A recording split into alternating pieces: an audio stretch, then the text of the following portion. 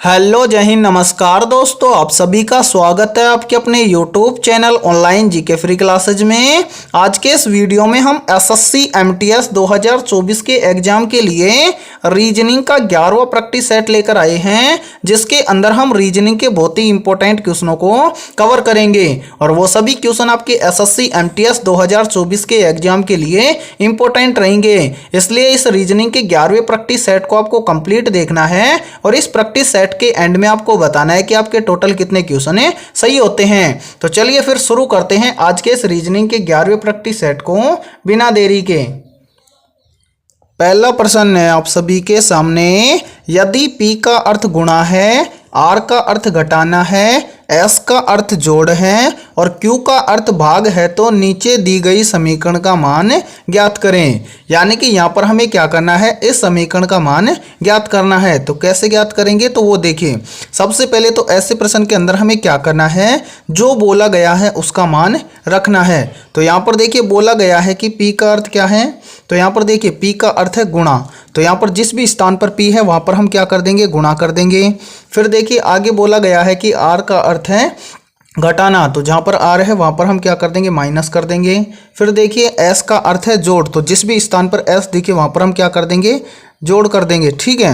फिर देखिए बोला गया है कि Q का अर्थ है भाग, तो जिस भी स्थान पर Q दिखे वहाँ पर हमें क्या करना है, भाग करना है। अब यहाँ पर हमारे पास नया समीकरण क्या बनेगा वो देखिए। सबसे पहले तो यहाँ पर क्या है 6, फिर क्या है P का मतलब क्या है गुणा, फिर क्या है 7, फिर क्या है S का मतलब क्या है जोड़, फिर क्या है 169। ठीक है। फिर क्या है क्यों का मतलब क्या है भाग, तो यहाँ पर हम करेंगे भाग। फिर कितना है 13, तो यहाँ पर हम लिख देंगे 13। फिर क्या है R का मतलब है माइनस, फिर क्या है 5।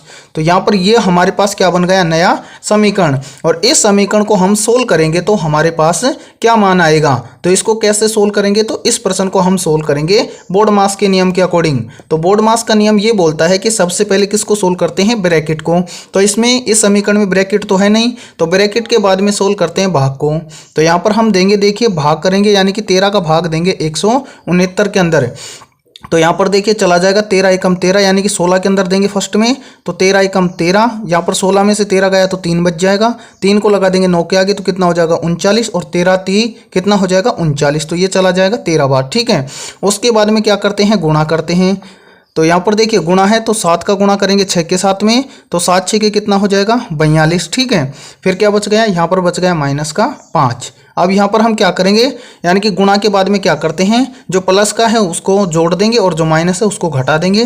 तो यहाँ पर देखिए प्लस का है 42 और प्लस का है 13, तो 42 और 13 कितना हो जाएगा, तो 42 और 13 हो जाएगा मेरे भाई कितना, 55। तो यहाँ पर हम कर देंगे 55, और यहाँ पर कितना बच गया माइनस का 5, तो यहाँ पर कर देंगे माइनस का 5। 55 में से 5 को निकाल देंगे तो यहाँ पर हमारे पास कितना बच जाएगा 50। यानी कि इस समीकरण को हम सोल्व करेंगे तो इस प्रश्न चिन्ह के स्थान पर कितना आएगा 50। अब हमें देखना है कि 50 किसी ऑप्शन के अंदर दिया गया है क्या, तो ये हमें दिया गया है ऑप्शन डी के अंदर, तो ऑप्शन डी हो जाएगा हमारा करेक्ट आंसर। तो ये पहला प्रश्न आपको अच्छे से क्लियर हो गया होगा। तो चलिए फिर अगला प्रश्न देखते हैं। दूसरा प्रश्न है आप सभी के सामने, नीचे दिए गए प्रश्न में प्रश्न चिन्ह के स्थान पर आने वाली संबंधित संख्या को ज्ञात करें। यानी कि यहाँ पर बोला गया है कि जिस प्रकार से 42 का संबंध है 14 के साथ में, तो 56 का संबंध किस संख्या के साथ में होगा। तो ऐसे प्रश्न को मैं एग्जाम में कैसे सोल्व करेंगे, तो वो देखिए। सबसे पहले तो इसको सोल्व करने से पहले आपको क्या करना है, इस वीडियो को रोकना है और अपने स्तर से इस प्रश्न को सोल्व करना है, और सोल्व करके कॉमेंट सेक्शन के अंदर कॉमेंट करना है कि इस प्रश्न चिन्ह के स्थान पर कौन सी संख्या आएगी। तो उम्मीद करता हूं कि आपने इस प्रश्न को जरूर सोल्व किया होगा। तो आइए देखते हैं कि आपका आंसर क्या आया है। तो देखिए 90% स्टूडेंट इस प्रश्न को कैसे सोल्व करेंगे, तो वो देखिए। सबसे पहले वो क्या करेंगे, वो यहाँ पर देखेंगे कि 42 से यहाँ पर 14 कैसे आया है। तो यहाँ पर देखिए 42 से 14 यहाँ पर कैसे आ सकता है। तो पहला तरीका तो वो क्या लगाएंगे कि यहाँ पर बड़ी संख्या है और बड़ी संख्या से क्या आया है, छोटी संख्या। तो हो सकता है कि यहाँ पर 42 की दोनों संख्याओं से कुछ किया गया हो, तो वो क्या कर देंगे, वो यहाँ पर कर देंगे कि 42 की दोनों संख्याओं को आपस में क्या कर देंगे, गुणा कर देंगे। तो यहाँ पर देखिए 42 की दोनों संख्या यानी कि 4 और 2 को आपस में गुणा करेंगे तो कितना आ जाएगा 8, और इस 8 के अंदर यदि +6 कर दिया जाए तो कितना हो जाएगा 14, जो कि यहाँ पर देखिए आप सभी के सामने दिया गया है। सेम लॉजिक अप्लाई करेंगे 56 के अंदर और इस प्रश्न चिन्ह की वैल्यू निकालने की कोशिश करेंगे। तो क्या करेंगे, 56 के दोनों अंकों को आपस में गुणा कर देंगे। तो यहाँ पर देखिए 56 के दो अंक क्या है, 5 और 6, दोनों को आपस में गुणा करेंगे तो 6 पंजे कितना हो जाएगा 30, और इस 30 के अंदर प्लस 6 कर देंगे तो कितना हो जाएगा 36 है। अब हमें देखना है कि 36 किसी ऑप्शन के अंदर दिया गया है क्या। तो यहाँ पर देखिए 36 हमें किसी भी ऑप्शन के अंदर नहीं दिया गया है, यानी कि इस लॉजिक के आधार पर हम इस प्रश्न को सोल्व नहीं कर सकते हैं। तो दूसरा तरीका हम क्या लगाएंगे, तो वो देखिए दूसरा तरीका हमारा क्या होने वाला है वो देखेंगे। सबसे पहले तो हमें क्या करना है, यहाँ पर देखना है कि 42 से कितना लाना है 14। तो कैसे आएगा, तो सबसे पहले यहाँ पर देखिए 42 दिया गया है, तो यदि हम क्या करें 42 के दोनों अंकों को एक बार हम क्या कर दें, जोड़ दें। तो यहाँ पर देखिए 4 और 2 कितना हो जाएगा 6, ठीक है। फिर हम क्या करें, इसी 42 के दोनों अंकों को एक बार आपस में गुणा कर लें। तो यहाँ पर देखिए 4 और 2 को आपस में गुणा करेंगे तो कितना हो जाएगा 8। अब यदि इन दोनों संख्याओं को 6 और 8 को हम जोड़ दें तो 6 और 8 कितना हो जाएगा 14। तो यहाँ पर देखिए 14 आप सभी के सामने दिया गया है, ठीक है। अब यही सेम लॉजिक हम अप्लाई कर दें किसके अंदर, 56 के अंदर, और इस प्रश्न चिन्ह की वैल्यू निकालने की कोशिश करें तो देखते हैं कि इस प्रश्न चिन्ह की वैल्यू निकल कर आती है क्या। तो यहाँ पर क्या करेंगे, सबसे पहले तो इस 56 के दोनों अंकों को हम आपस में क्या कर देंगे, जोड़ देंगे, यानी कि 5 और 6 को आपस में जोड़ेंगे तो कितना हो जाएगा 6 और 5 11, ठीक है। फिर हम क्या करेंगे, इसी 56 के दोनों अंकों को एक बार क्या करेंगे, आपस में गुणा करने की कोशिश करेंगे। तो यहाँ पर देखिए 5 और 6 को आपस में गुणा करेंगे तो 6 पंजे कितना हो जाएगा 30। अब 11 और इस 30 को आपस में जोड़ देंगे तो कितना हो जाएगा, 11 और 30 हो जाएगा मेरे भाई कितना 41। अब हमें देखना है कि 41 किसी ऑप्शन के अंदर दिया गया है क्या।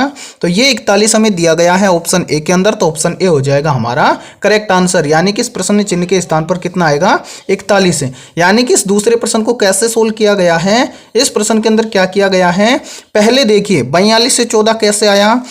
तो 42 से 14 लाने के लिए क्या किया, पहले तो 42 के दोनों अंकों को आपस में जोड़ दिया, तो जोड़ा तो कितना आया 6। फिर क्या किया, इसी 42 के दोनों अंकों को आपस में गुणा किया तो कितना आया 8, और 6 और 8 को जोड़ दिया तो कितना आया मेरे भाई 14। यही सेम लॉजिक लगाया किसके अंदर, 56 के अंदर, और इस प्रश्न चिन्ह की वैल्यू निकाल दी। क्या किया, पहले 56 के दोनों अंकों को आपस में जोड़ दिया, तो 5 और 6 को जोड़ा तो कितना आया 11। फिर क्या किया, इसी 56 के दोनों अंकों को क्या कर दिया, आपस में गुणा कर दिया, तो 6 और 5 को आपस में गुणा किया तो कितना आया 30। फिर 11 और 30 को आपस में जोड़ा तो कितना आया 41, और 41 हमें दिया गया है ऑप्शन ए में, तो ऑप्शन ए हो जाएगा हमारा करेक्ट आंसर। तो इस प्रकार से भी ऐसे प्रश्न को हम एग्जाम में सोल्व कर सकते हैं। तो उम्मीद करता हूं ये दूसरा प्रश्न आपको अच्छे से क्लियर हो गया होगा। तो चलिए फिर अगला प्रश्न देखते हैं। तीसरा प्रश्न है आप सभी के सामने, नीचे दिए गए प्रश्न में प्रश्न चिन्ह के स्थान पर आने वाले संबंधित शब्द का चयन करें। यानी कि यहाँ पर हमें क्या करना है, यहाँ पर हमें बताना है कि जिस प्रकार से थर्मामीटर का संबंध है तापमान के साथ में, तो ओपिसोमीटर का संबंध किस शब्द के साथ में होगा। तो ऐसे प्रश्न को आप एग्जाम में फटाफट से कैसे सोल्व करेंगे, तो वो देखिए ऐसे प्रश्न को सोल्व करने का बहुत ही सिंपल तरीका है। क्या तरीका है, तो वो देखिए सबसे पहले तो हमें यहाँ पर देखना है कि यहाँ पर थर्मामीटर से यहाँ पर तापमान कैसे लिखा गया है। यानी कि जिस प्रकार से यहाँ पर थर्मामीटर से तापमान लिखा गया है, सेम इसी प्रकार से हम बताएंगे कि ओपिसोमीटर से यहाँ पर क्या लिखा जाएगा। तो यहाँ पर देखिए एक बार, यहाँ पर थर्मामीटर से यहाँ पर तापमान कैसे लिखा गया है। तो जो थर्मामीटर होता है, इस थर्मामीटर की सहायता से क्या मापा जाता है, तापमान मापा जाता है। तो अब हमें बताना है कि ओपिसोमीटर से क्या मापा जाता है। तो यहाँ पर देखिए ओपिसोमीटर से मापा जाता है जो मैप होता है, यानी कि नक्शा होता है, उस पर जो बनी रेखाएं होती हैं, उन रेखाओं को मापा जाता है किसकी सहायता से, ओपिसोमीटर की सहायता से। तो यहाँ पर इस प्रश्न चिन्ह के स्थान पर क्या आएगा, रेखाएं। अब हमें देखना है कि रेखाएं किसी ऑप्शन के अंदर दिया गया है क्या। तो ये हमें दिया गया है ऑप्शन बी के अंदर, तो ऑप्शन बी हो जाएगा हमारा करेक्ट आंसर। तो उम्मीद करता हूं कि ये तीसरा प्रश्न भी आपको अच्छे से क्लियर हो गया होगा। तो चलिए अगला प्रश्न देखते हैं। चौथा प्रश्न है आप सभी के सामने, नीचे दिए गए प्रश्न में प्रश्न चिन्ह के स्थान पर आने वाले संबंधित शब्द का चयन करें। यानी कि यहाँ पर हमें क्या करना है, चौथे प्रश्न के अंदर यहाँ पर हमें देखना है कि गणित का संबंध है संख्याओं के साथ में, तो इतिहास का संबंध किस शब्द के साथ में होगा, ये हमें बताना है। तो इस प्रश्न को आप कैसे सोल्व करेंगे, तो वो देखिए सबसे पहले तो हमें यहाँ पर देखना है कि यहाँ पर गणित का संबंध संख्याओं के साथ में कैसे है। तो यहाँ पर देखिए मेरे भाई, गणित के अंदर ज्यादातर किसका प्रयोग होता है, संख्याओं का। तो यहाँ पर हमें बताना है कि इतिहास के अंदर किसका प्रयोग होता है। तो मेरे भाई इतिहास के अंदर अतीत की घटनाओं का प्रयोग होता है। तो यहाँ पर क्या आएगा, घटनाएं। तो यहाँ पर हम भर देंगे प्रश्न चिन्ह के स्थान पर घटनाएं। अब हमें देखना है कि घटनाएं हमें किस ऑप्शन के अंदर दिया गया है। तो ये हमें दिया गया है ऑप्शन डी के अंदर, तो ऑप्शन डी हो जाएगा हमारा करेक्ट आंसर। तो उम्मीद करता हूं कि चौथा प्रश्न भी आपको अच्छे से क्लियर हो गया होगा। तो चलिए अगला प्रश्न देखते हैं। छठा प्रश्न है आप सभी के सामने। एक लड़के का परिचय कराते हुए एक पुरुष ने कहा, वह मेरे दादा के बेटे का भाई का बेटा है, तो बताओ वह लड़का पुरुष से कैसे संबंधित है। यानी कि छठा प्रश्न आप सभी के सामने ब्लड रिलेशन से संबंधित प्रश्न दिया गया है। तो अब ऐसे प्रश्न को आप एग्जाम में फटाफट से कैसे सोल्व करेंगे, तो वो देखिए। ऐसे प्रश्न को सोल्व करने का बहुत ही सिंपल तरीका है। क्या तरीका है, तो वो देखिए। ऐसे प्रश्न को आपको क्या करना है, इस प्रश्न के अकॉर्डिंग सोल्व करना है, तभी आपका प्रश्न सही होगा। तो यहां पर हमें क्या करना है, एक एक लाइन चलना है। बोला गया है कि एक लड़के का परिचय कराते हुए एक पुरुष ने कहा, यहां तक आपको क्या करना है, रुकना है। तो यहां पर क्या बोला गया है कि एक पुरुष ने क्या कहा, एक लड़के का परिचय कराते हुए एक पुरुष ने कहा। तो मान लीजिए ये कोई क्या है, एक पुरुष है। तो यहां पर हम लिख देते हैं पुरुष, ठीक है। ये पुरुष है, ये पुरुष क्या करा रहा है, एक लड़के का परिचय करा रहा है। तो यहां पर हम क्या लिख देंगे, लड़का, ठीक है। यहां से हमें क्लियर हो जाएगा कि कौन क्या है, ठीक है, लड़का है, ठीक है। फिर आगे देखिए, आगे बोला गया है कि वह मेरे दादा के बेटे का भाई का बेटा है। यानी कि इस पुरुष का क्या है, दादा। तो दादा कब होगा, पहले तो इसका क्या होगा, एक पिता होगा। कौन होगा, पिता होगा। और इस पिता का पिता इसका क्या होगा, दादा। तो यहां पर क्या लिख देंगे हम, यहां पर लिख देंगे मेरे भाई क्या, दादा, ठीक है। यानी कि इस पुरुष का ये पिता हो गया और पिता का पिता क्या हो गया, इस पुरुष का दादा हो गया। यहाँ तक क्लियर है, हाँ सर क्लियर है। फिर देखिए आगे बोला गया है कि मेरे दादा के बेटे का भाई का बेटा है। तो ये देखिए दादा का एक तो ये क्या हो गया, यानी कि इस पुरुष का पिता क्या हो गया, इस दादा का बेटा हो गया, क्लियर है। और इस दादा के बेटे का भाई, यानी कि इस पिता का क्या हो जाएगा, एक भाई हो जाएगा। तो यहाँ पर हम लिख देंगे क्या, भाई, ठीक है। यहाँ पर हम लिख देंगे भाई। आगे क्या बोला गया है, भाई का बेटा है, कौन, वह लड़का। तो ये इस भाई का क्या हो जाएगा, बेटा। अब यहाँ पर आपको बताना है कि ये पुरुष है, इस पुरुष का संबंध इस लड़के के साथ में कैसे है। तो कैसे बताएंगे वो देखिए। सबसे पहले तो यहाँ पर देखना है, यहाँ पर यानी कि ये पुरुष है और ये पुरुष का क्या है, पिता है। और ये पुरुष का यानी कि पुरुष का क्या है, दादा है। तो यहाँ पर देखिए ये तो दादा का क्या हो गया, भाई हो गया।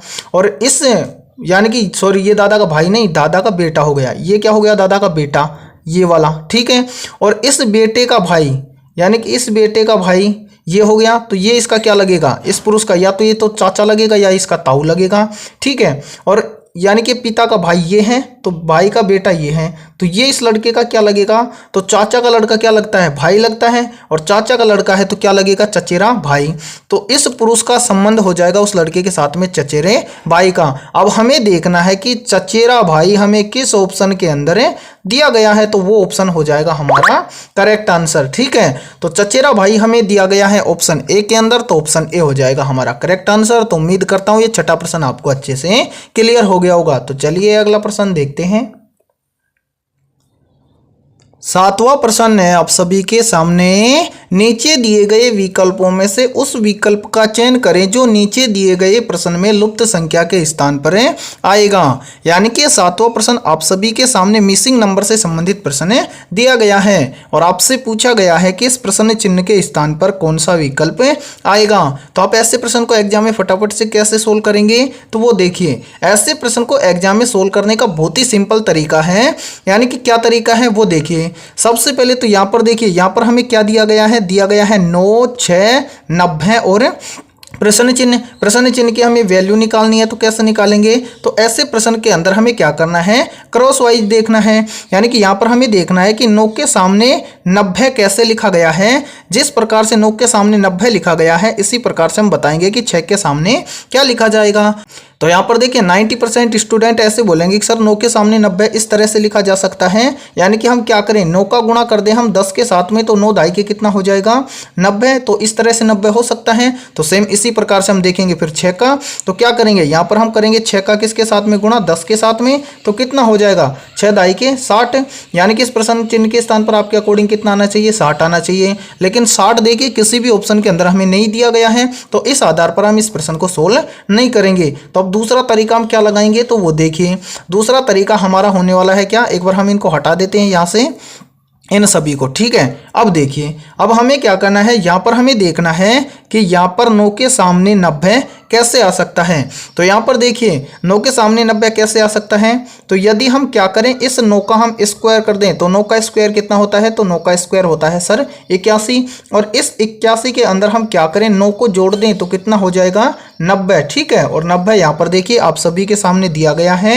तो अब हम बता सकते हैं कि यहाँ पर 6 के सामने यानी कि इस प्रश्न चिन्ह के स्थान पर क्या आएगा। तो क्या करेंगे, सबसे पहले तो हम यहाँ पर करेंगे 6 का स्क्वायर। 6 का स्क्वायर कितना होता है, तो 6 का स्क्वायर होता है 36। और इस 36 के अंदर हम क्या करेंगे, 9 को ऐड कर देंगे। तो 36 के अंदर 9 को ऐड कर देंगे तो यहाँ पर आ जाएगा मेरे भाई कितना, 45, यानी कि इस प्रश्न चिन्ह के स्थान पर भरा जाएगा 45। अब हमें देखना है कि 45 किसी ऑप्शन के अंदर दिया गया है क्या, तो ये हमें दिया गया है ऑप्शन डी के अंदर। तो ऑप्शन डी हो जाएगा हमारा करेक्ट आंसर। तो उम्मीद करता हूं कि ये 7वां प्रश्न भी आपको अच्छे से क्लियर हो गया होगा। तो चलिए फिर अगला प्रश्न देखते हैं। 8वां प्रश्न है आप सभी के सामने, दी गई पंक्ति में लुप्त संख्या ज्ञात कीजिए। यानी कि यहाँ पर हमें बताना है कि इस प्रश्न चिन्ह के स्थान पर कौन सी संख्या आएगी। तो ऐसे प्रश्न को आप एग्जाम में कैसे सोल्व करेंगे, तो वो देखिए, ऐसे प्रश्न को एग्जाम में सोल्व करने का बहुत ही सिंपल तरीका है। क्या तरीका है, या तो हम क्या करेंगे, इन प्रश्नों को क्या करेंगे, कॉलम वाइज सोल्व करेंगे, या फिर हम क्या करेंगे, इन प्रश्नों को रो वाइज सोल्व करेंगे। तो यहाँ पर देखिए सबसे पहले यहाँ पर हमें देखना है कि यहाँ पर हमें क्या करना है, इस प्रश्न चिन्ह के स्थान पर आने वाली संख्या को ज्ञात करना है। तो यहाँ पर हम देखेंगे कि यहाँ पर 4 कैसे आया है और यहाँ पर 25 कैसे आया है। यानी कि जिस प्रकार से यहाँ पर 25 और यहाँ पर 4 आया है, सेम इसी प्रकार से फिर हम बताएंगे कि यहाँ पर इस प्रश्न चिन्ह के स्थान पर क्या आएगा। तो यहाँ पर देखिए इसको कैसे सोल्व करेंगे, तो वो देखिए सबसे पहले हम इसको सोल्व करने की कोशिश करेंगे। कैसे, यहाँ पर इसको सोल्व करेंगे हम कॉलम वाइज। क्यों, क्योंकि यहाँ पर देखिए कॉलम में ही नीचे दिया गया है क्या, प्रश्न चिन्ह, और इस प्रश्न चिन्ह की वैल्यू हमें निकालनी है। तो यहाँ पर हम क्या करेंगे, सबसे पहले हम देखेंगे पहले कॉलम के अंदर की यहाँ पर 25 कैसे आया है। तो यहाँ पर इस 17 और इस 12 का हम क्या करें कि यहाँ पर कितना आ जाए, 25 आ जाए। तो क्या करेंगे, वो देखिए यहाँ पर क्या लॉजिक अप्लाई करेंगे, यहाँ पर हम करेंगे इस 17 में से इस 12 को क्या कर देंगे, घटा देंगे। तो यहाँ पर पहले कितना है, 17 है, और 17 में से क्या कर देंगे, 12 को घटा देंगे। तो यहाँ पर 17 में से 12 को घटाएंगे तो कितना बच जाएगा मेरे भाई, 5। और इस 5 का यदि हम स्क्वायर कर दें तो 5 का स्क्वायर होता है कितना, 25। और 25 यहाँ पर देखिए दिया गया है। अब देखते हैं कि इस सेकंड कॉलम के अंदर भी इसी प्रकार से यहाँ पर 4 आया है क्या। तो क्या करेंगे, यहाँ पर इस 11 में से इस 13 को क्या कर देंगे मेरे भाई, घटा देंगे। तो यहाँ पर देखिए 11 में से 13 को घटा देंगे तो यहाँ पर कितना बच जाएगा, तो यहाँ पर हमारे पास बच जाएगा -2। और इस -2 का यदि हम स्क्वायर कर दें तो यहाँ पर देखिए -2 का स्क्वायर करेंगे तो यहाँ पर आ जाएगा 4, और वो प्लस का आएगा। क्यों आएगा, अब 90% स्टूडेंट जो पहली बार SSC MTS का एग्जाम दे रहे हैं वो बोलेंगे कि सर यहाँ पर तो माइनस का आना चाहिए, लेकिन यहाँ पर देखिए माइनस का भी स्क्वायर होगा तो माइनस माइनस क्या हो जाता है, प्लस हो जाता है। इसलिए -2 का स्क्वायर करेंगे तो यहाँ पर कितना आ जाएगा, 4। और 4 यहाँ पर देखिए आप सभी के सामने दिया गया है। तो अब आप आसानी से बता दोगे कि यहाँ पर इस प्रश्न चिन्ह के स्थान पर क्या आएगा। तो क्या करेंगे, सबसे पहले इस 19 में से इस 16 को घटा देंगे। तो यहाँ पर देखिए 19 में से हम क्या कर देंगे मेरे भाई, 16 को घटा देंगे तो यहाँ पर कितना बच जाएगा, 3। और 3 का स्क्वायर कितना होता है, तो सर 3 का स्क्वायर होता है 9, यानी कि इस प्रश्न चिन्ह के स्थान पर आएगा 9। अब हमें देखना है कि 9 किसी ऑप्शन के अंदर दिया गया है क्या, तो ये हमें दिया गया है ऑप्शन ए के अंदर। तो ऑप्शन ए हो जाएगा करेक्ट आंसर, यानी कि प्रश्न चिन्ह के स्थान पर कितना भरा जाएगा, 9 भरा जाएगा। तो उम्मीद करता हूं कि 8वां प्रश्न भी आपको अच्छे से क्लियर हो गया होगा। तो चलिए फिर अगला प्रश्न देखते हैं। 9वां प्रश्न है आप सभी के सामने, दी गई पंक्ति में लुप्त संख्या ज्ञात कीजिए। यानी कि 9वां प्रश्न भी आप सभी के सामने मिसिंग नंबर से संबंधित प्रश्न दिया गया है और आपसे पूछा गया है कि इस प्रश्न चिन्ह के स्थान पर कौन सी संख्या आएगी। तो इस प्रश्न को हम कैसे सोल्व करेंगे, तो वो देखिए मैंने बताया था कि ऐसे प्रश्न को या तो हम कैसे सोल्व करते हैं, कॉलम वाइज सोल्व करते हैं, या फिर हम इनको कैसे सोल्व करते हैं, रो वाइज सोल्व करते हैं। लेकिन 90% स्टूडेंट जो पहली बार एग्जाम दे रहे हैं वो क्या कहेंगे कि सर हमें कैसे पता चलेगा कि इस प्रश्न को हम रो में सोल्व करें या फिर कॉलम में। तो देखिए भाई, जहां पर आपको बड़ी संख्या दिखे 90% उसी तरह से इस प्रश्न को सोल्व करते हैं। यानी कि इस प्रश्न में देखिए नीचे बड़ी संख्या दी गई है 90, नीचे ही दिया गया है 65। तो हम इसको कैसे सोल्व करेंगे, हम इसको सोल्व करने की कोशिश करेंगे कॉलम में। ठीक है, यदि संख्या बड़ी इस तरफ दी जाती तो हम इसको कैसे सोल्व करते, रो वाइज सोल्व करते। तो हम इसको अब कैसे सोल्व करेंगे, तो हम इसको सोल्व करने की कोशिश करेंगे कॉलम में, ठीक है। तो सबसे पहले यहाँ पर नीचे देखिए कितना दिया गया है, तो यानी कि बड़ी संख्या कहाँ पर है, नीचे दी गई है। तो हम क्या करेंगे, इसको कॉलम में ही सोल्व करेंगे, ठीक है। तो सबसे पहले यहाँ पर ऐसे प्रश्न में हमें क्या करना है, यहाँ पर हमें देखना है कि यहाँ पर 90 कैसे आया है। तो यहाँ पर 90 कैसे आएगा, तो वो देखिए सबसे पहले यहाँ पर हम क्या करें, इस 8 और इस 7 और इस 6 का कि यहाँ पर कितना हो जाए, 90 हो जाए। तो यहाँ पर देखिए एक बार हम क्या करते हैं, इनको यहाँ से एक बार क्लियर कर देते हैं, यहाँ से इनको, ठीक है। अब देखिए अब यहाँ पर हम क्या करेंगे 90 लाने के लिए, तो यहाँ पर हम क्या करेंगे, पहले यहाँ पर देखिए ये कौन सा कॉलम है, पहला कॉलम है। तो यहाँ पर देखिए ये क्या है, 8 है और ये क्या है, 7 है। यदि हम क्या करें, इन दोनों संख्याओं को आपस में जोड़ दें और जोड़ने पर जो संख्या है उस संख्या का गुणा हम 6 के साथ में कर दें, तो यहाँ पर क्या आएगा, तो यहाँ पर देखिए यहाँ से इस तरह से करेंगे, यानी कि क्या करेंगे, पहले 8 और फिर क्या है 7। तो इन दोनों संख्याओं को तो हम क्या करते हैं, एक बार जोड़ते हैं। तो 8 और 7 कितना हो जाएगा मेरे भाई, 15 हो जाएगा। और इस 15 का गुणा हम कर दें तीसरी संख्या यानी कि इस 6 के साथ में, तो 15 छिके कितना हो जाएगा, तो यहाँ पर हो जाएगा 15 छिके 90 और 90 यहाँ पर देखिए आप सभी के सामने दिया गया है। अब देखते हैं कि इस दूसरे कॉलम में भी इसी प्रकार से किया गया है क्या। तो क्या करेंगे, सबसे पहले इस 7 और इस 6 को हम क्या कर देंगे, जोड़ देंगे। तो यहाँ पर देखिए 7 और 6 को हम आपस में जोड़ देंगे, तो 7 और 6 कितना हो जाएगा, 13 हो जाएगा, ठीक है। अब इस 13 का गुणा हम कर देंगे इस 5 के साथ में। तो यहाँ पर देखिए 13 का गुणा हम 5 के साथ में कर देंगे, तो 13 पंजे कितना हो जाएगा, 65, यानी कि 13 पंजे हो जाएगा यहाँ पर 65, ठीक है। अब हमें देखना है कि यहाँ पर देखिए 65 दिया गया है, हाँ सर बिल्कुल यहाँ पर 65 दिया गया है। तो हम आसानी से बता सकते हैं कि यहाँ पर इस प्रश्न चिन्ह के स्थान पर क्या आएगा। तो क्या करेंगे, सबसे पहले यहाँ पर हमें 6 दिया गया है और यहाँ पर हमें दिया गया है 5।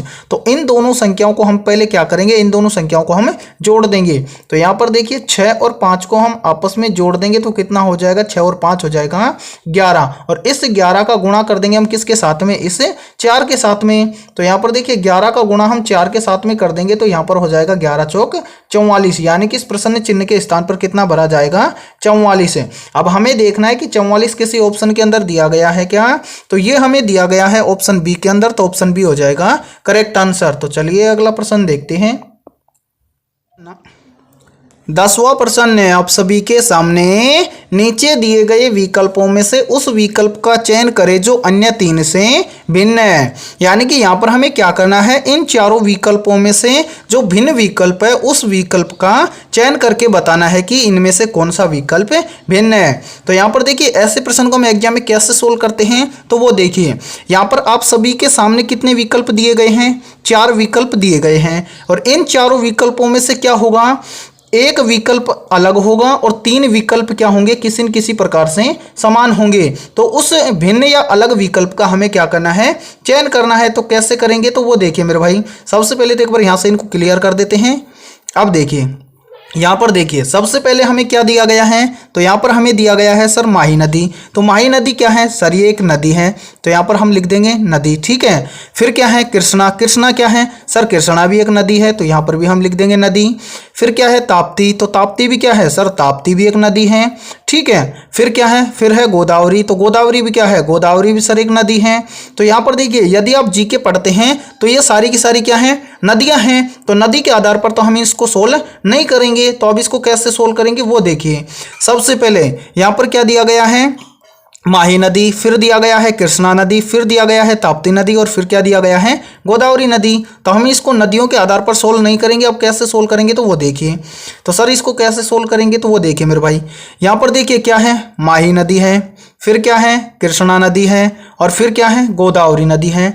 तो ये तीनों की तीनों नदियां हैं, ये कहाँ पर जाकर गिरती हैं, तो ये तीनों नदियां यानी कि माही नदी, कृष्णा नदी और गोदावरी नदी, ये तीनों नदियां कहाँ पर जाकर गिरती हैं, तो ये गिरती हैं मेरे भाई कहाँ पर, बंगाल की खाड़ी में, बंगाल की खाड़ी में, ठीक है। यहाँ तक क्लियर है, हाँ सर बिल्कुल क्लियर है। यानी कि माही नदी, कृष्णा नदी और गोदावरी नदी, ये तीनों की तीनों नदियाँ कहाँ पर गिरती हैं, बंगाल की खाड़ी में गिरती हैं। और यहाँ पर देखिए जो ये तीसरा है ऑप्शन सी, क्या है ताप्ती नदी। तो ताप्ती नदी कहाँ पर गिरती है, तो सर ये गिरती है अरब सागर में। कहाँ पर गिरती है, ये गिरती है मेरे भाई अरब सागर में। तो अब आप आसानी से बता दोगे कि इन चारों में से अलग क्या है।